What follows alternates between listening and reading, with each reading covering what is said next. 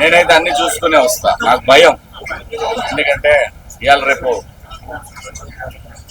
మీడియాలో, సోషల్ మీడియాలో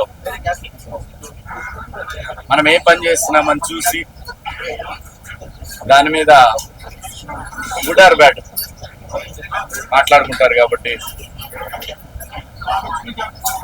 కిస్మత్ జైల్ మండి వీళ్ళు నా దగ్గరికి వచ్చినప్పుడు నాకు చెప్పింది ఒక క్రెడిబుల్ జర్నలిస్ట్, ఇలా ఫలానా నాకు బాగా తెలిసిన వాళ్ళు మీరు వెళ్ళాలి అని అడిగారు. తను చెప్పాడంటే దాంట్లో నేను ఆలోచించడానికి ఏముంటుంది. సో దీని గురించి తర్వాత నాకు టేస్టీ తేజ చెప్పాడు, చాలా మంది చెప్పారు దీని గురించి. నేను ఎప్పుడు రాలేదు, కానీ ఫస్ట్ టైం గమ్మత్తుకొని జైల్లో పడేసినట్టు. అసలు కొంచెం లగ్జరీ జైలు ఇది.